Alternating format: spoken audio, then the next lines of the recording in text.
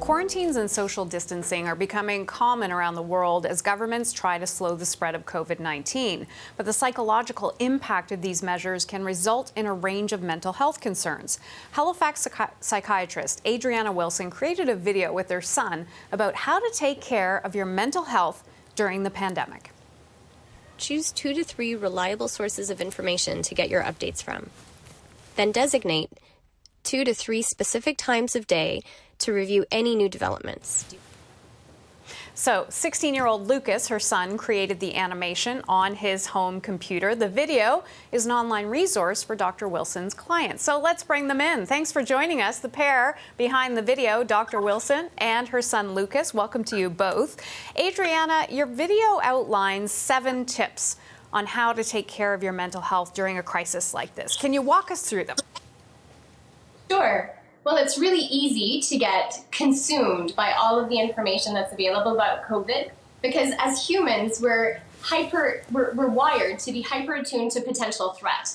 And as a result of that, then when we have constant threat kind of messages coming at us, it can become really hard to pull ourselves away from that. And so the first thing that we can do to help ourselves is actually go on what I'm calling an attention diet. So choosing, as the video was saying, 2 to 3 reliable sources of information, and then choosing 2 to 3 times during the day to update yourself about whatever developments have happened. But the next thing to do is in between those times, it's very important that we practice daily gratitude, because gratitude is one of the ways that we can help our bodies down-regulate, because when we're in a threat response, then we can't simultaneously be in a soothing response, which is what's elicited by practicing gratitude daily. So I recommend practicing by using 3 things every day and no repeats. So the next thing to do, sorry, go ahead. Oh, I'm sorry. Yep, sorry, go ahead. Keep going. The next thing to do is to focus on what are the things that we can control.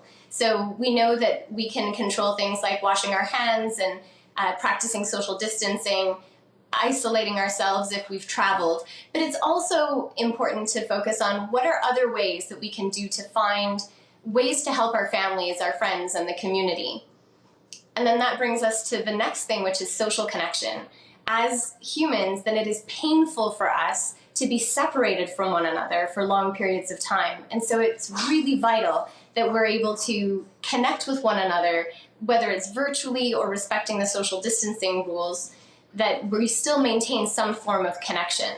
And this is extra important because in humans, then the threat response is mitigated by human connection, by social connection in one form or another. And then the next thing is that it's really helpful to create a schedule. It could be very tempting to just stay in our pajamas all day and distract ourselves with whatever it is that's going on in our lives.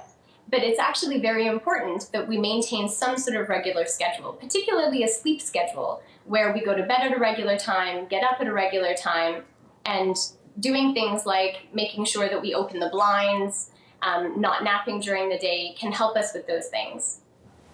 And then in that schedule, including things like exercise, because our bodies are meant to move. So whether it's going for a walk outdoors if you're able to, or doing squats with a 10-pound bag of flour, finding some way to engage in exercise and incorporating music as well into those routines, because music makes us feel things. And so whether it's the activating music from a thriller, or it's the soothing music from meditation sounds or nature sounds, then it's a direct way to affect our emotional state. So if there was a COVID coping life hack, then it would be to make playlists of soothing and happy music that can help us downregulate when we're feeling especially amped up. Okay, Lucas, I want to bring you in here. What's it like working with your mother?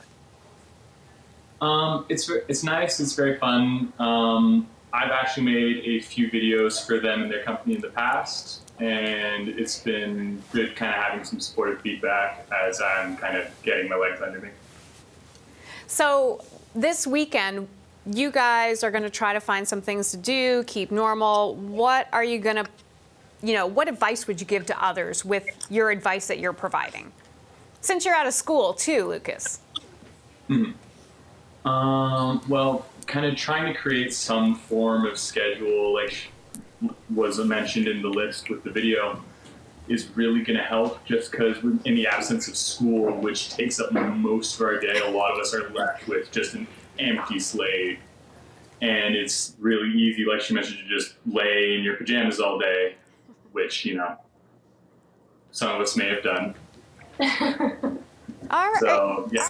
Lucas, are you admitting you were in your pajamas all day? Only on bad days. Only on bad days. Adriana, just want to bring you back in here. What advice would you give people this weekend who have kids, who may be home and don't know what to do, and they're feeling a little down and they're getting frustrated with having to, and I'm not saying you entertain Lucas, I'm sure Lucas can do this, but some have to be entertained as well. Yeah, well, that's a great question, actually. There's a few things that we can do that naturally help us feel calmer. So as I was mentioning, music, so having like a dance party or getting pots and pans and kind of playing along to somebody's favorite music is one thing. Using bubbles can be really helpful, because bubbles are balloons, because when we exhale for longer than we inhale, then that helps us down-regulate by pressing on our vagus nerve. And so when we sing, when we blow bubbles, when we blow balloons, then we're naturally forcing that exhale to be longer. And so there are games that can actually be very kind of soothing for people at the same time. I think that... and the last thing would be just quickly. Sorry. Yeah. The last thing would be bouncing on like a Bosu ball or something, because that movement is helpful. I'm going to have to end it there. I really appreciate your time, Dr. Adriana Wilson, and your son, Lucas. Thanks for your time today. Thank you. You're watching CBC News Network. I'm Hannah Thibodeau. This is CBC News live special coverage of COVID-19 crisis in Canada for viewers in Manitoba on CBC TV. Thanks for watching. My colleague